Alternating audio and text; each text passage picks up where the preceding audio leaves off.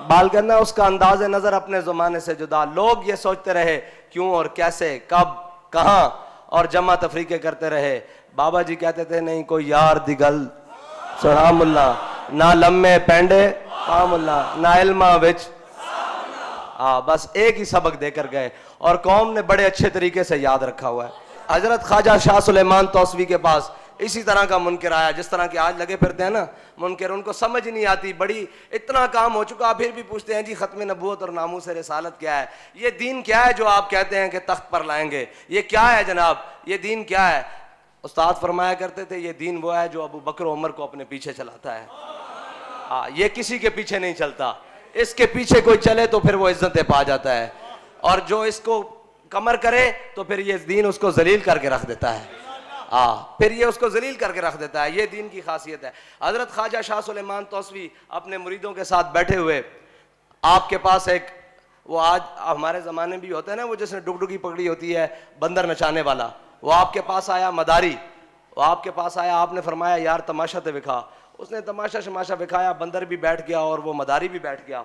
इतनी देर में एक बंदा आया, उसने कहा हुजूर मुझे मेराज की समझ नहीं आती कि कैसे मुमकिन है कि जनाब पानी भी चलता रहे और जनाब बिस्तर भी गर्म रहे, कुंडी भी हिलती रहे, कैसे मुमकिन है। आपने फरमाया बैठ जा। इतनी देर में ना आपके पीछे, आप जहाँ तशरीफ फरमाते पीछे खिड़की थी, आपने वो मदारी को बुलाया और फरमाया इसके अंदर दाखिल हो जा।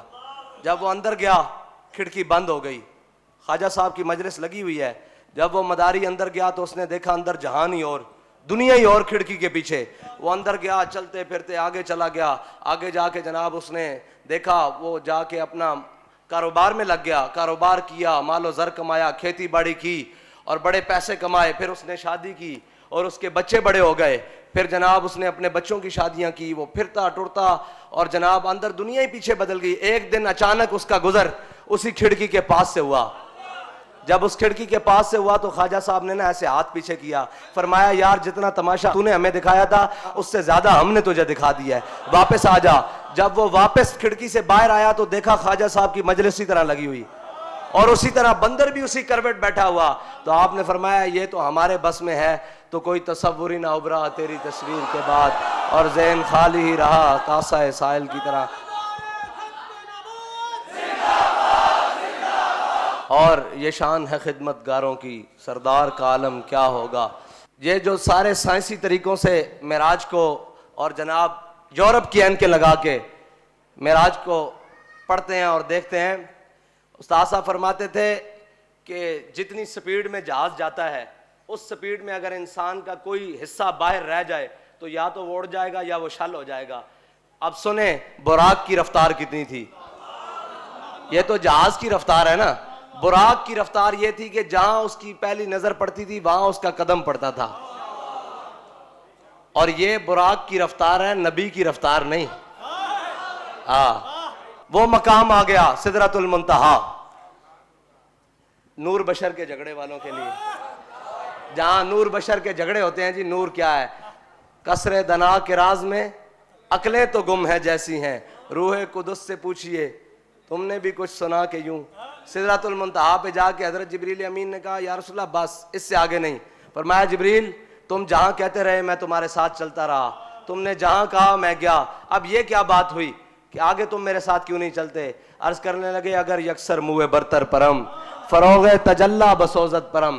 कहा या रसूलल्लाह इस मकाम तक आज तक जिब्रील नहीं आया, अगर इस मकाम तक आया वो आपकी बरकत से आया है, लेकिन इससे आगे मकाम आपका है।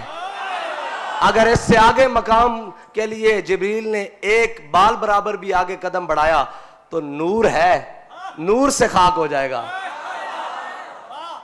तो मेरे आका व मौला ने ऐसे नहीं फरमाया था या अबा बकर लम यारिफनी हकीकत गैर रब्बी, फरमाया अबू बकर मेरी हकीकत को मेरे रब के सिवा कोई नहीं जानता। और हाफिज मदुद्दीन साहब फरमाते हैं अर्श पे जाके जिब्रील अमी रुक गए, फरिश्ता चल नहीं सकता तेरी रफ्तार के साथ। और कहाँ चल सकता है। ये मेरे आका व मौला सल्लल्लाहु अलैहि वसल्लम की मुबारक मेराज का सफ़र है। अल्लाह ताला इस रात के सदके मुसलमानों को कोई गैरतमंद हाकिम नसीब फरमाए, कोई हज़रत उमर का ग़ुलाम नसीब फरमाए जो मस्जिद अक्सा वापस मुसलमानों को लेकर दे।